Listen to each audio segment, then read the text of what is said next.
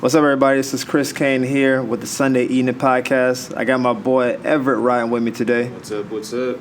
And we're going to talk about a few topics. We discussed a lot of this stuff off the air, but we decided let's just put it on tape so people can hear about it. Yeah. So we were really discussing what it's like to be like caught in a rut. And being out in LA, everyone's trying to like perform. Everyone's trying to like make it in some capacity. And it's real easy to like be going hard, right? You got doing shows, auditions, and doing all that stuff, and then all of a sudden you just kind of get tripped up, finances, relationships, whatever, and then you kind of get stuck in a rut, and then it's hard to try to get it back. So Everett was telling me about his stories. I'm gonna let him kind of hop into it a little bit. Yeah, man. So I was actually just talking to Baye about this yesterday, but long story short, I moved out to LA.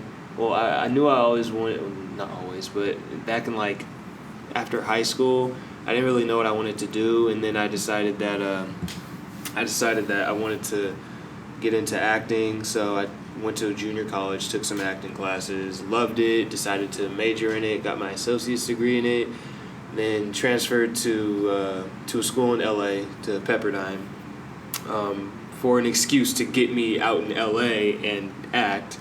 Got my degree in theater there, and then hit the ground running in 2015.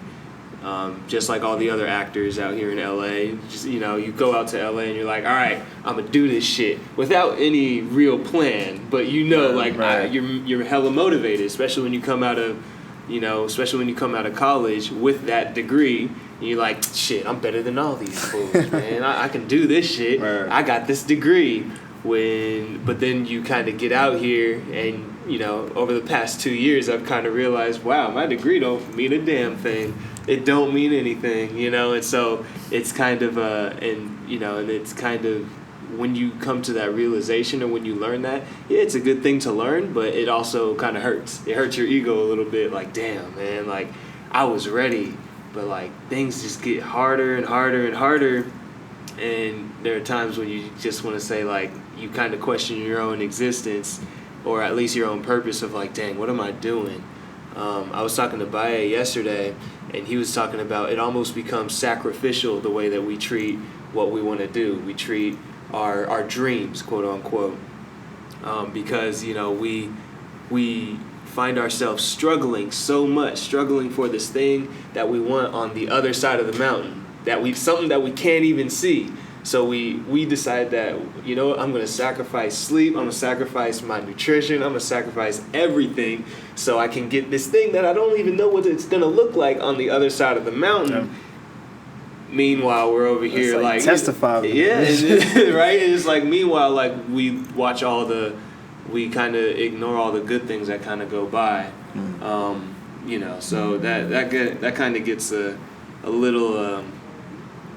you know, it's almost like you have to find a balance between the two. It's like you got to still have that motivation, but you got to do everything within reason. You know, like I know a lot of people, and you'll see driving around LA, you'll see a lot of cats out there on Skid Row, you know, that completely sacrificed everything to try and make it work, and it just didn't work out. But at that point, they sacrifice their responsibilities and everything, and then it gets to a point where like they physically cannot even chase their dream because they don't have any kind of resources. They don't have a place to live. They don't have food. Like there's no way you can do it. So that being said, like being stuck in a rut, often, I've learned that, you know, you kind of have to find that balance of like, okay, like. My parents say it this way: it's like you want to have that steady foundation, so you're not always in your head thinking like, dang, I gotta pay rent. You're not always in a funk like, dang, I gotta pay rent, I gotta eat, I gotta do this. But then you got an audition and you gotta go in there with a clear head, right. But you can't because you're so worried about all this outside shit.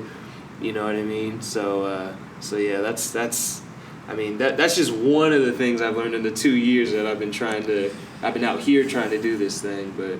I don't know. I know you've had a little different experience, slightly different, because you're more on the stand-up side, the comedy side. Yeah, it's different. So. It's a different approach to it. I mean, I've been here for a year, right? So I haven't I didn't go to college to do stand-up comedy. Right. And then somebody go kill the game. I cultivated whatever level of my craft I did in Florida, like mostly Miami. And, you know, I moved out here to try to test myself. It's really that's what it was, just to test myself. I know all the top comics in Miami, and some of them are probably listening now. And there's a couple dudes who I thought definitely were better just because they were more seasoned. But I didn't feel like anybody was in like a different like league or anything. So it was like, all right, cool. If I'm near the top discussion here, then I need to probably go to a bigger pool, right? Essentially.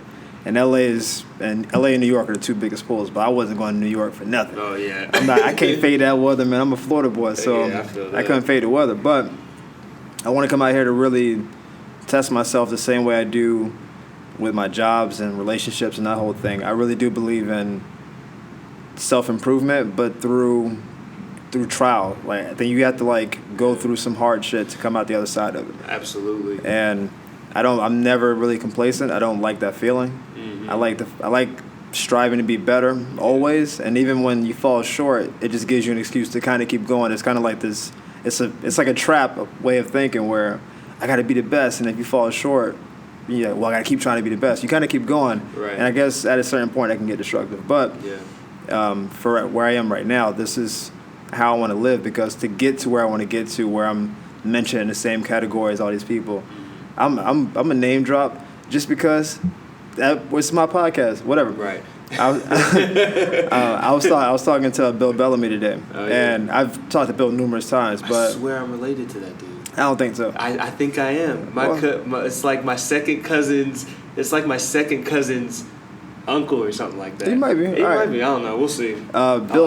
Bill's mad cool, and we were talking about the Def Comedy Jam. They just shot the 25th anniversary, which had every major comic, like major black comics. So like Chappelle, Kevin Hart, Cat Williams, him, like all the kings of comedy other than Bernie Mac. It's like they were out there, man. Yeah.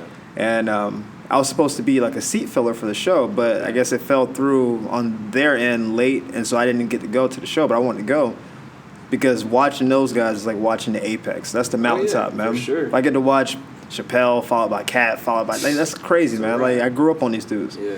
And him and I were chopping it up, and he was like, I wish you could have been there just to be in a room, to feel it, to see what it could be. Yeah. Because that's why you move out here. It's that taste, man. The taste of it. And even though I'm not getting close to this, I would have been a seat fill. I would have just been sitting in the audience. But he's like, just being in a room and watching just every act, like him followed by Cedric, followed by Steve Harvey, by Eddie Griffin, just bang, bang, bang. It's a game changer. And he was like, I wish you could have been there, dude, because even for us comics, it was crazy. Like being in a room, like, oh shit, like, you know, this guy's finna go up next. I grew up next to that guy. Now he's like 50, but still a big timer. Yeah. And I was disappointed I didn't have a chance to go, because seeing that would have been like, I want to be. Let's say they do a 30th anniversary of Def Jam or whatever. Right. I want to be a person who's on the marquee. I want to be one of those 20 people that people are like, yo, you got Earthquake out there, or whoever it is, right? Right. Like, Yeah. And it was, I don't know, it gave me life on some level to know that, you know, even someone at his stature and someone's been doing it for a long time still gets that kind of awestruck thing. Yeah. I don't think it ever stops, to be honest. Yeah. Like, I mean, you've heard Kev talk about it several times about how he feels about Chappelle. Yep. You know what I mean? And like you hear Chappelle talk about how he feels about Chris Rock. Yeah. You know what I mean? So I don't think that feeling ever stops. I think I think your time is coming soon, because I know y'all got a little something coming up on Sunday. So all right, you want to play? Well, this comes out Sunday actually, so we're taping this the day before, but so that's fine. Spoiler alert. Yeah, that's fine. Like whatever, they'll be fine. Like they don't you don't know all the nuances of it, but tonight. We'll say tonight. We'll say tonight. Yeah. So this actually ties back into the Rut thing, because tonight. I'm using air quotes here. Right. Tonight, myself and my coworker Marvin are going to be at the Comedy Store performing, and the Comedy Store is like one of the dopest venues, if not the best venue in LA. Yeah. And my Rut has kept me from being on stage for like the last month. And it's making excuses about, I got to make money, or I'm tired, or my car's messed up, or whatever excuse has been. The excuses like kept me from being on stage. And the Comedy Store is the biggest and best thing you can do out here, and if you do it well, then you can kind of get some notice. And if you never know who's in the audience, it could be talent scouts and that kind of thing out there. And Marvin got booked for the show initially, and the guy was like, "Hey, do you know any other comics who can perform?" And Marvin seen me perform a couple times, including at the Comedy Store one time, so he knows I can hold my own. He said, "Yo, I'm gonna get my boy Chris on it." And when he first told me, my first thought was, "Oh man, I know my car's in the shop right now, dude. Maybe I shouldn't do it. And I haven't been on stage for 3 weeks." Like, my first thought was negative. Like, maybe I shouldn't do it. Yeah. And then I had to like take a step back and be like, "Dude, this is the Comedy Store. Yep. You didn't have to audition for this.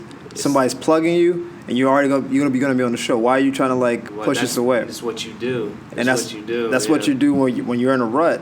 I was just sacrificing a tremendous opportunity. Like, normally you have to audition for the Comedy Store, or you got this and that. Yeah. This is like, hey, we're putting you on the show, and it's on the weekend, and you get a certain amount of time. It's not a 2-minute guest set. Right. And I almost talked my way out of it, and he was like, "Dude, if your car's messed up, I'll come scoop you. Just invite people to come out. People want to come out and see you. Like, just do it." And I said, "All right." Like, he had to twist my arm to get me to go to the Comedy Store, which is outrageous. It's so crazy how it usually feels like it's always like some kind of financial thing that causes us to causes us to lose all focus on what we're out here to do in the first place. I'm making some changes. I'm not gonna disclose everything. But I'm talk about it till it happens. Yeah, but I'm planning on making some changes that'll help my financial situation. So I'll go ahead and full disclosure. So my car got towed. Right, my car got towed off the street outside of my house like a week ago today, and it was because of unpaid parking tickets. And to get my car back, I had to spend every last dime that I had to keep getting by day.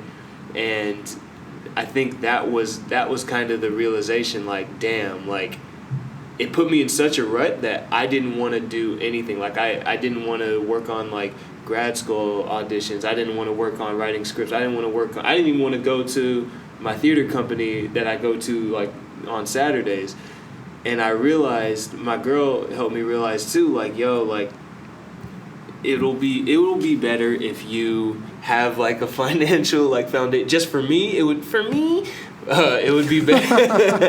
It would be better to have like that financial foundation, because the way that my mind works is like, when I start struggling, and I think it just comes from where my background, because I came from a pretty affluent place and I told my parents this, I was very spoiled as a kid, and I came from an affluent place, so I always had everything kind of handed to me, kind of there, and so money was never an issue until I was out on my own. And so when that money is gone, it drives me insane to the point where I can't even function. And it took me to go completely broke to realize, like, all right, like, I can't abandon all responsibilities. Right. Like, I have to take care of what I got to take care of so that I can do, you've heard it so many times, do what you got to do so you can do what you want to do. It's cliche all the time. If that's not the most cliche, but the realest shit you can think of, like, for me, then, it was just, that was the realization that I had to just kind of, oh, hey, Monica. That was a realization I had for myself, to kind of like, okay, I need to like make that change and focus on like something that I enjoy doing. Because when you get out here in LA, like, you kind of, there's so many people like us doing, like, trying to do similar to almost the same thing, and it's so easy to like look at the next dude and be like, see, it's so easy to look at the next dude and be like, oh, I'm gonna do what that person's doing. Right. And but you do that at the same time you sacrifice what it is you like doing, because you see what they're doing and you think, oh, that's how you're supposed to do it. Like, I'm gonna do that instead of like what I've always done, what's gotten me to this point. You know what I mean? And I think so. What I ended up doing, especially when I get in a rut, like, I always look at what everybody else is doing and what's working for them. And so I always say, oh, okay, I'm gonna do that.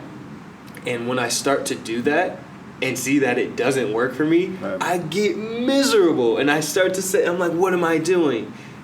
But then when I went back to like what my roots are, and I'm a theater actor, so that's like my thing. So when I started to do more theater stuff, I realized, damn, like, just even the smallest thing, like, opportunities kind of open doors. And so that being said, like, with this industry, you kind of realize, like, there's not one way, and the only way that it's going to go from one point to the next is if you, like, another cliche, if you do what it is you enjoy doing. You know what I mean? Like, don't do what everybody else is doing, and pretend like you like that more than the thing that you really love doing. You know what I mean? Like, you know, we oftentimes lie to ourselves about, like, what it is we enjoy, like, what it is we love to do. Sure. Because we fear judgment, or we fear being different, or we fear stepping outside of a comfort zone, or any of that. But the minute that you start to, like, be honest with yourself of, like, okay, you know what, like, fuck everything else, like, this is what I'm doing. Can I curse? Sure. Okay. My bad. You already said it now. I did. My bad. Take it back. You can go ahead and beep that out. Yeah. But, like, F everything else, like, and you start just doing what you like to do, then it becomes second nature. You know, and, like, then you don't even think about what's on the other side of the mountain. You don't even care. You just know that you like you're spending your time doing what you enjoy doing. Like, I was saying this to somebody yesterday, like, time is the most valuable currency. You don't get that back. So what are you doing? So when, like I was saying, like, when you're spending all of your time struggling, sacrificing yourself just to get something that you don't even know if it's going to happen, then what are you doing? Like, you're wasting your time instead of spending your time just doing something that gives you life. Just know that everything's going to happen the way it's supposed to happen. Sure. That's what anybody that's successful, I guarantee you they'll tell you the same thing. Like, I mean, shoot, look at everything that Jim Carrey's talking about right now. Jim Carrey's talking about a lot of stuff right now. He's talking about a lot of stuff right now, and he's speaking a lot of truth. People think he's crazy. I like Jim that Carrey. man is speaking a lot of truth. He's been at the top. He's been paid, and he's like, there's nothing on the other side there's no happiness on the other side that you can't acquire right now. You know what I mean? And so with you, like, you've told me a bunch of times, like, yeah, stage is what gives you life, man.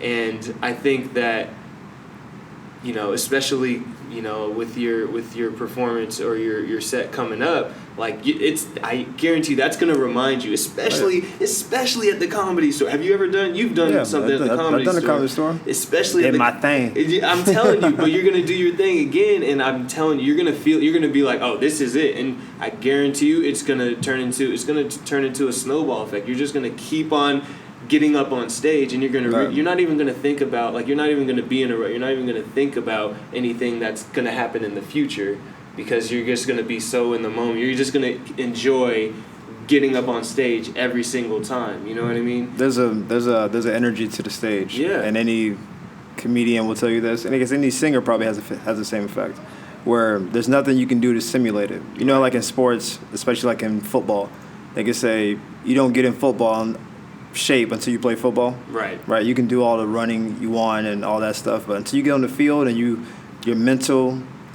strain has combined with your physical strain and like the pressure of the moment and stuff, it's different. All those wind sprints and all that stuff, that's fine, but it's not the same. The stage is similar to that, where we all write jokes and then we think they're funny and we go out there and you may start going one way with the joke and then the crowd kind of eases off and you feel them pull away from you. You got to like pull them back in, or you feel them really riding with you. Yeah. And then just when you take that wave with them, you hit them surfs and you getting it. Yeah. And the feeling you get after you do a good set. Like the first time I did the Comedy Store, it was maybe like 5 or 6 months ago, and my ex was there, and she hadn't seen me perform that much out here because I was working on a lot of new material, and I was going through a lot of like bars and stuff, just trying to get the material clean. Right. And I didn't like her to see me working on material because, and that's some ego shit. I wanted her to see me when I perfected the material. Yep. Like, so if I'm working it out and it's not working, and it's like, oh, well, that may be a good joke, because she doesn't get the process, so I didn't want her to be a part of it. Yeah. But when I was going to the Comedy Store, I was like, hey, I want you to come out. She came out, and I think I did like 7 minutes. And I got like a little standing applause or whatever afterwards. A few comics like, yo, let's link up and shoot videos and stuff. Yeah. And she was, I felt bad because she had to sit in the audience alone, watch me perform. But she was like, I'm so proud of you because you went up there, and I guess the 2 or 3 guys before me were like kind of off. Yeah. Like they were, I guess, local dudes. They just didn't bring it. Yeah. And I brought the energy of the room up, and I was confident, and I was comfortable, and I did a little bit of crowd work. And she was like, I'm so proud of you. And it was kind of sexy to watch you on stage do your thing. This is such a big venue, and when you walk into Comedy Store, I've never been. Right. On the walls, they have all the comedians who perform there, and it's like every legend you can think of has been there before. Dude. And so you kind of feel the improvs are kind of like that too. It's like you walk in and say, oh shit. Yep. And I remember how confident I felt driving home. Like I was even driving confident. Leaning back. I was leaning back. Put the seat all the way The back. speed limit was 60. I was going a cool 80. I'm like, they ain't gonna pull me over, dog. I just hit the Comedy Store. Oh man. And it's something that, just like anything, if you haven't done it, like you have a taste for it and you kind of like you miss it, and then when you get it back, then you don't want to let it go. There's no better feeling, especially, I mean, in my opinion, if you're pursuing anything, if you take like a long unplanned hiatus, and then you do it again for the first time in like a long time, whatever, let's say even a month, a year. For me, it was like, God, I haven't been in a play in over 2-3 years. Oh man. Yeah. And let alone like been on stage and performed. And I got in front of people for the first time in this past January, when I was auditioning for grad schools. And I didn't get a call back for any of the schools that I auditioned for. But dude, when I tell you, it was the best feeling to walk into a room and do a monologue for like auditors for like Juilliard and NYU, bro. It was like the best feeling. Like my girl was like, she was weirded out because I didn't get a call back for any of them. She's like, why are you so happy? I'm like, I got, like, I'm back in it. Like I've been reminded of what I love to do. You know what I mean? And I'm telling you, like, that's, so now, like, you know, and that's what I kind of, and again, like, being kind of losing your focus and, like, kind of, you know, life's challenges, they're meant to throw you off your game. Like, I believe in, like, lots of, like, different energies, and I feel like, that, you know, there's positive energy and there's negative energy. Sure. And there's negative energy out there to throw you off your game. Absolutely. And when you succumb to that negative energy, that it usually looks like, you know, it looks like you're just not focused on what you love doing. Like, it takes you away from what you love doing. But again, when that positive energy comes back, when you get that little taste of like, this is what I do. It's like the time we went to the BET experience. Dude, you same were like, thing. I haven't talked about it on the podcast yet, so you don't know. But a couple months ago, like myself, Everett, Marvin, and what's your boy's name? D'Angelo. Yeah, we went to like a BET experience, and I guess it was like an open call for auditions for like future shows or like shows they currently have on air, like Being Mary Jane, those kind of shows. And I didn't even know about it. Like Everett and Marvin told me about it. Yeah. Like 2 or 3 days before. Like, hey, we're going out to this thing on Saturday. We got to be there at 4 a.m. to be in line. 4 a.m. Yeah. And I was like, man, 4 a.m.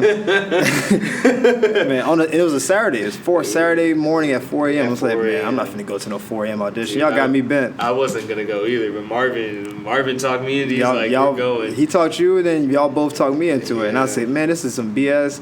The audition wasn't until like 10 a.m., but we had to be there at 4 a.m. So we ended up going out, and it's like legit, like 400 black people out there. It's awesome. Every black person in Hollywood was there. Yeah, all these. At least all the ones that haven't like quote unquote made it yet. All the black ones who haven't made it yet were out there. Yeah. And there was some belligerence because there's too many black people in one place. A couple people got pulled their paws out and wanted to see the one and shit. But whatever. Yeah. Happens to the best of them. That was the whole thing today. But so the audition was, I don't think people knew this going into it because they didn't really like disclose it, but the audition was actually in front of everyone you were competing against. You were on stage, but everyone in the audience were people you were going against. And typically when you do, for those who don't, I guess, audition and stuff, you typically go in a room with like two